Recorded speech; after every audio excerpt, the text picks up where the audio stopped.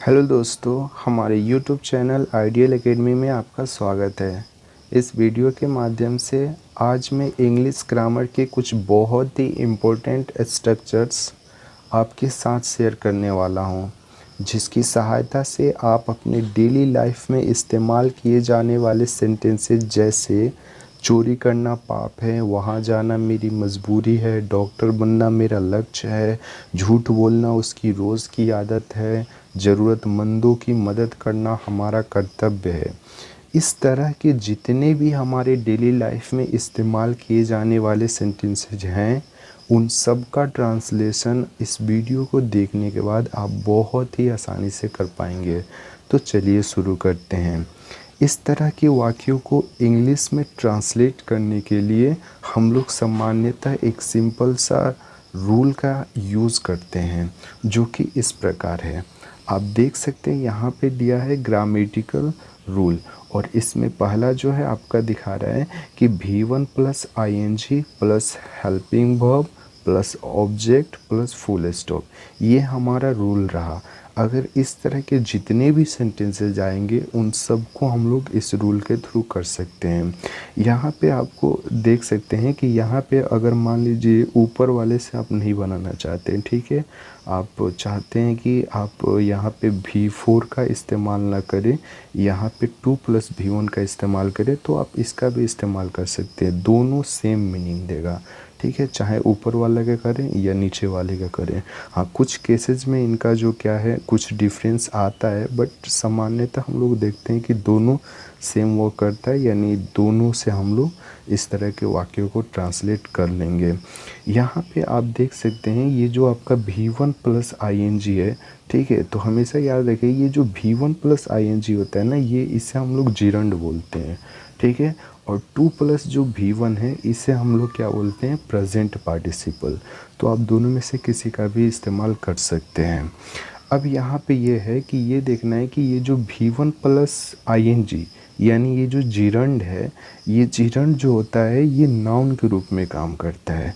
Noun के रूप में काम करने का मतलब ये है कि ये एज ए सब्जेक्ट के रूप में भी किसी भी सेंटेंस में आ सकता है। जैसे कि आप देख सकते हैं यहाँ पे ये जो दे रहा है कि V1 प्लस ING। अब जब भी यहाँ पे कोई सा भी वर्ब यानी वर्ब का चौथा जो फॉर्म होता है, अगर उस फॉर्म में कोई सा भी वर्ब फर्स्ट में आ रहा है, किसी भी सेंटेंस के फर्स्ट में आ रहा है, तो वो वहाँ पे एज ए सब्जेक्ट के रूप में इस्तेमाल किया गया है, ठीक है। या 2 प्लस V1 ये भी सब्जेक्ट के रूप में ही होगा। अब आप देख सकते हैं कि यहाँ पे आपको हेल्पिंग वर्ब दिया है, जो यहाँ पे आप देख ही सकते हैं कि is, are, am, was, were, etc, और भी बहुत सारे आपके क्या है हेल्पिंग वर्ब्स हैं, उन्हें देख सकते हैं। और उसके बाद ऑब्जेक्ट यानी वही कम्प्लीमेंट जो सेंटेंस को पूरा करे, और उसके बाद फुल स्टॉप। अब थोड़ा आइए हम लोग यहाँ पे एग्जाम्पल देख लेते हैं ताकि इससे और भी चीज़ें क्लियर हो जाए। यहाँ पे हमारा एक एग्ज़ाम्पल है कि झूठ बोलना बहुत ही आसान है या होता है। हिंदी में आप जैसे भी बोले, है या होता है, कोई फ़र्क नहीं पड़ता है इंग्लिश में। यहाँ पे देख सकते हैं कि ये जो झूठ बोलना है, अभी मैंने बोला है कि V4, ठीक है, या 2 प्लस V1, इसका अगर से ये जो होता है हमेशा ये वर्ब होता है। और वर्ब की पहचान आपको पता ही है कि अंत में क्या आता है, वर्ब का जो हिंदी मीनिंग होता है उसके अंत में क्या आता है, ना आता है। जैसे झूठ बोलना, ठीक है, खेलना कूदना, ये सब क्या हो गया, आपका वर्ब हो गया। तो अब यहाँ पे देखिए ये जो झूठ बोलना बहुत ही आसान है, इस सेंटेंस की बात करें तो यहाँ पे देखिए सबसे पहले ये आपका वर्ब हो गया, है या होता है, ठीक है। दोनों में से किसी एक को आप कंसीडर कर सकते हैं इस सेंटेंस के लिए।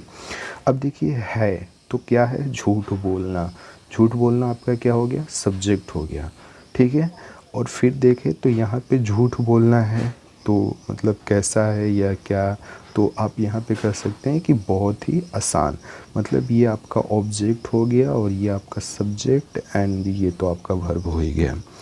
अब यहाँ पे हम लोग को ये करना है कि ये हम लोग देख पा रहे हैं या समझ पा रहे हैं, इसका रिकॉग्नाइजेशन हम लोग को पता चल गया है कि अगर इस तरह का सेंटेंस आएगा तो उसके लिए हम लोग इस रूल का इस्तेमाल करेंगे, या तो ऊपर वाला या तो नीचे वाला, दोनों का आप इस्तेमाल कर सकते हैं, कोई फ़र्क नहीं पड़ेगा। तो यहाँ पे देखिए, यहाँ पे हम लोगों को झूठ बोलना है, ये सब्जेक्ट हो गया, बहुत ही आसान। ये आपका ऑब्जेक्ट और है, ये क्या हो गया आपका वर्ब। अब देखते हैं यहाँ पे सबसे पहले अब हम लोग इसे ट्रांसलेट करते हैं। ठीक है, तो ट्रांसलेट करने के लिए अभी हम लोग पहले वाले से करते हैं, फिर दूसरे वाले से करेंगे। तो सबसे पहले देखिए यहाँ पे ये जो रूल है, रूल में एज ए सब्जेक्ट के रूप में क्या दिया है, भी प्लस आईएनजी। तो अब हम लोग भी यहाँ पे हम लोग सब्जेक्ट को लेंगे, पहले शुरू में पहले सब्जेक्ट को लेंगे, क्योंकि यहाँ पे एज ए सब्जेक्ट यही दिया है, तो फिर हम लोग उसी को लेंगे। तो यहाँ पे अब ढूंढते हैं, ये तो आपका वर्ब हो गया, ऑब्जेक्ट, और ये आपका सब्जेक्ट। अब सब्जेक्ट आपका क्या हो गया, झूठ बोलना। तो झूठ बोलना का इंग्लिश आपका टू एलाई भी होता है या टू टेल एलाई भी होता है।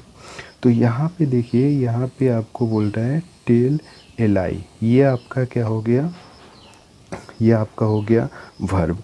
लेकिन हम लोग, ये तो आपका V1 हो गया, लेकिन हम लोग को क्या चाहिए, V4, यानी V1 में उसमें हम लोग को क्या लगाना है, आईएनजी लगाना है। तो हम लोग फिर क्या कर देंगे, इसमें आईएनजी लगा देंगे, तो ये क्या हो जाएगा, टेलिंग। ठीक है, टेलिंग अलाई, झूठ बोलना। अब चलते हैं हम लोग वर्ब यानी हेल्पिंग वर्ब पे चलते हैं। तो यहाँ पे देखिए क्या दिया है, और है के लिए सामान्य हो तो फिर उसके लिए हम लोग क्या इस्तेमाल कर सकते हैं, इजारे में से कोई। और यहाँ पे देख सकते हैं, यहाँ पे ये क्या है, एज ए सिंगुलर है। ठीक है, तो फिर हम लोग यहाँ पे किस चीज़ का इस्तेमाल करेंगे, ईज का इस्तेमाल करेंगे। तो हमने ईज का इस्तेमाल कर लिया। और उसके बाद क्या चाहिए आपको, कम्प्लीमेंट यानी ऑब्जेक्ट। तो क्या है आपका, बहुत ही आसान। तो फिर हम लोग यहाँ पे लिख सकते हैं वेरी इजी। ठीक है, अब मान लीजिए आपको इससे करना है। ठीक है, तो आप कैसे करेंगे, वही जो वर्ब था, पहले वर्ब को लिख दें, उसके बाद टू लगा दे बस इसमें, और इसमें से आईएनजी को हटा देना है और टू पहले लगा देना है, और उसके बाद इज़ वेरी इजी। तो ये दोनों का मतलब सेम हुआ, telling a lie is very easy या to tell a lie is very easy, दोनों का मतलब सेम है। आइए कुछ और एग्जांपल्स देख लेते हैं ताकि और क्लियर हो जाए। यहाँ पे पहला सेंटेंस जो है देख सकते हैं कि विद्यालय से भागना उसकी रोज़ की आदत है। ठीक है, विद्यालय से भागना उसकी रोज़ की आदत है। तो आप दोनों से चाहें तो दोनों से कर सकते हैं, या किसी एक से चाहें तो किसी एक से कर सकते हैं। सबसे पहली बात ये है कि आपको ये पहचानना है कि ये इसमें वर्ब, ऑब्जेक्ट और एज ए सब्जेक्ट यानी जिरंड कौन सा है। ठीक है, अगर आप ये पहचान ले रहे हैं तो इन सेंटेंसेस को बहुत आसानी से कर लेंगे। जैसे यहाँ पे ये जो है आपका क्या हो गया, वर्ब हो गया। ठीक है, तो है क्या, भागना ये आपका क्या हो गया, ये हो गया आपका सब्जेक्ट। लेकिन हम लोग इसको भी ले लेंगे, स्कूल से भागना। ठीक है, ये पूरा आपका सब्जेक्ट, और उसकी रोज़ की आदत ये आपका क्या हो गया, ऑब्जेक्ट। ठीक है, तो फिर यहाँ पे हम लोग कर सकते हैं to run away from the school is his daily habit, या आप ऐसे भी कर सकते हैं जिरंड से, running away from the school is his daily habit. दूसरा सेंटेंस देखिए, यहाँ पे दे रहा है कि दूसरों की बुराई करना बहुत आसान है। तो यहाँ पे कर सकते हैं to criticise others is very easy. वैसे ही आपका तीसरा देख सकते हैं, ये दे रहा है कि एक बार उससे मिलना मेरी आखिरी इच्छा है। ठीक है, एक बार उससे मिलना मेरी आखिरी इच्छा है, या उससे एक बार मिलना मेरी आखिरी इच्छा है।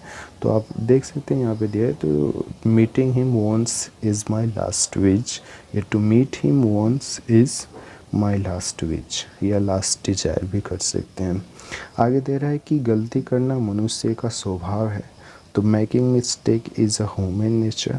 ठीक है, to make mistake is human nature, दोनों में से किसी को कर सकते हैं, बोल सकते हैं, दोनों सही है।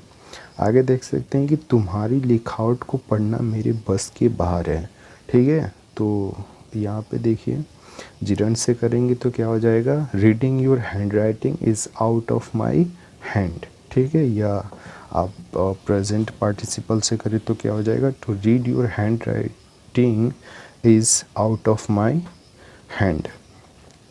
वैसे ही डॉक्टर बनना कोई मजाक नहीं है। तो being a doctor is not a joke, to be a doctor is not a joke, दोनों में से कोई सा भी कर सकते हैं।